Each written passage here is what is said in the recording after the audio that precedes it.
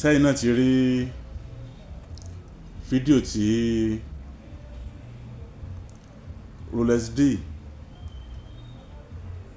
tó ní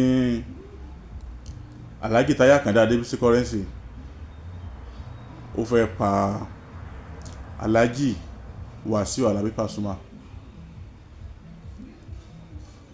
Àkọ́kọ́ náà ọ̀pọ̀ mo rí fídíò kan tẹ́nìkan ṣe tó ní kò sí tó yẹ ká Alhaji Pasuma ṣe ju wípé kó lọ fi ọlọ́pàá gbé Currency lọ.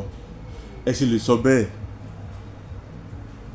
wípé ká Alhaji Pasuma lọ gbé Currency torí kíni.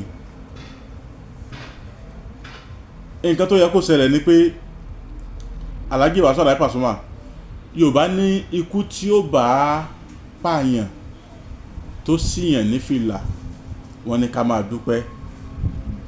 Ẹ rí wípé bóyá ọdún tó lọ kọ́ nìyẹn tí pásítọ̀ kan jáde akọgun tó ní àwọn lálàá sí yín, wọ́n láwọn lálàá sí Alhaji Pasuma. Gbogbo àwọn èèyàn bẹ̀rẹ̀ sí ní bú pásítọ̀ yẹn ìgbà kan àwọn kan kòkó bàbá sásùn dó èèyàn tán lálàá sí òun náà wọ́n padà gbìyànjú underground because nígbà míì Yorùbá ní igi tá a bá fojú tínrín a máa fọyàn lójú. Bóyá nínú àwọn ìgbìyànjú wọn àdúrà kankan gbà yẹn lọ́lọ́run fi yí àwọn nǹkan yẹn kúrò. Àmọ́ o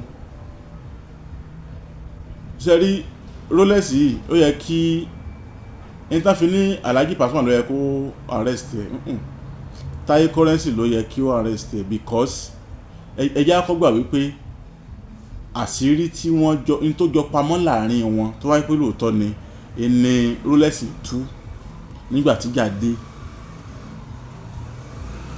Ohun tó jọ pamọ́ láàrin wọn kò sí tó kàn Alhaji Pasuma, nǹkan ò ní sẹ̀mí wọn.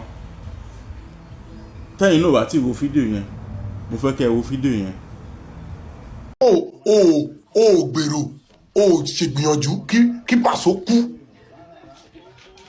Nà aṣọ́dún ìlú sí ń bá a bọ̀ ló sọ fún mi nà ó láti 2019 ó lẹ́mí ẹ̀ yìí ni ṣùgbọ́n ìwé tó sọ fún mi ni onígbà tí yẹ ẹ̀ kú ìgbà tó sọ pé àyè ẹ̀ ti kú kò ságbára lọ́wọ́ ẹ̀ mọ̀ kò ságbóyè ò sọ wálé ló máa bá tiẹ̀ jẹ́ gbogbo ọ̀rọ̀ tí ò yẹ kó jáde wálé ló máa yẹ kó jáde torí mi náà ń jẹ́ kẹ́ bà tèmi jẹ́ irọ́ lẹ́yìn mú wá èmi á máa sọ tọ̀rọ̀ tí n bá ti parọ́ mọ́ yín Kùránì lélẹ̀ kó bá mi jà bọ̀ tí n bá ti parọ́ mọ́ yín Táyé àti Wálé Kùránì bá yín jà Kùránì bá yín jà Kùránì bá yín jà Kùránì bá yín jà àwọn tó láyà bá yín jà àwọn tó láyà bá yín jà àwọn tó láyà bá yín jà àfà bá yín jà pásítọ̀ bá yín jà babaláwo bá yín jà ògùn bá yín jà lákàyà bá yín jà gbogbo ìdúró ayé bá yín jà àwọn tó láyà bá yín jà wọ́n bá yín jà ní sùúrì rẹ̀. Where is the cover cloth?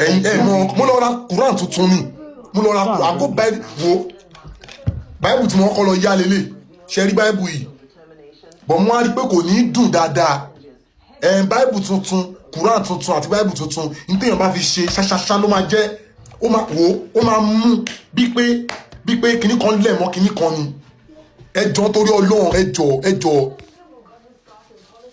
I no get cutlass for here if I get cutlass I go still use am swear. Àṣírí nǹkan tí ó pamọ́ òníyàn padà wá tú síta yìí òní Rolex wá padà tú síta yìí pé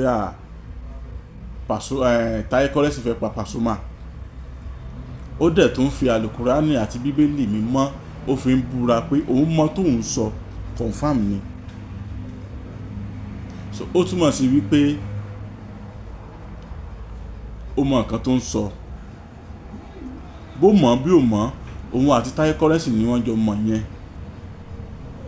tó wá pé lóòótọ́ ni tó bá jẹ́ wípé láti kàn fi mọ́ kó bára wọn náà ni tó ṣùgbọ́n nígbà míì bí Ọlọ́run bá borí ò bá gbé èèyàn tọ́lọ́run ó yọ ọ̀yàn àwọn ọ̀tá tán ti plan fún yàn wípé àwọn ó pààyàn àbáwọn ó sì yàn níjàmbá yóò kàn da ìjà sí wọn láàrin ni náà bá máa tó àṣírí tán fẹ́ ṣe fún èèyàn tí wọ́n lépa ẹ̀ náà bá máa tó àṣírí fún pé wo nǹkan báyìí la fẹ́ ṣe fún ọ nígbà táṣírí tí àárín wọn dàrú nìyẹn. Ẹ wo ìtàn àwọn tí láyé àwọn ànábì tán ní wọ́n kọ́ ilé wọ́n fẹ́ kan sánmọ̀ èdè àìyedè ló bá dé sàárín wọn. Wọ́n níbẹ̀ ni wọ́n ti yọ àwọn èdè Yorùbá ní Haúsá ní Yíbò ní kankan. Wọ́n níbẹ̀ náà ti yọ àwọn èdè yẹn. Èdè àìyedè tó dé sàárín wọn ni ò jẹ́ kẹ́nu wọn kò tí wọ́n fi rí ilé tán náà fẹ́ kọ́ tí ó kàn sánmọ̀ tán fi rí kọ́ mọ́. So bí irú ilé ìbá wa ṣẹlẹ̀ kò sí tó kà Alhaji Pasuma wípé bóyá kan fi ọlọ́pàá mọ́ Taye Currency àbí kan gbé àti Taye Currency àti Rolex ànájọ mọ tí wọ́n jọ gbé kọ̀rọ̀ sí tí wọ́n á dá wọn láàmú. Béèyàn ò bá ti jẹ̀bi èèyàn béèyàn bá ń sáré pé kí lágbájá ó ṣubú tóun gangan ò bá ṣubú ọmọ rẹ̀ ó ṣubú ẹni tó ń ṣẹlẹ̀ yìí. So ẹ má jẹ́ ká máa sọ wípé Alhaji Pasuma yẹ kó bínú kò yẹ kó gbà fún Taye Currency kò sí tó kàn Alhaji Pasuma. So Taye Currency àti Rolex ni wọ́n jọ ní izu, àwọn ni wọ́n jọ mọ tán gbé kọ̀rọ̀ sí tó fi di wàhálà tó fi tó àṣírí ara wọn. So kìí ṣe wípé Rolex tú àṣírí Taye Currency, ó ń tú àṣírí ara wọn ní tí wọ́n jọ gbé kọ̀rọ̀ sí ni tó wá pé lóòótọ́ ni. Tí ìbá wá jẹ́ pé òótọ́ ni tó wá pé Rolex ló kàn ń wá àtàmọ́mátàmọ́, òun nìyẹn, Ọlọ́run nìyẹn, Kùránì tó fi búra nìyẹn, Ọlọ́run nìyẹn, Bíbélì tó fi búra nìyẹn, Ọlọ́run nìyẹn.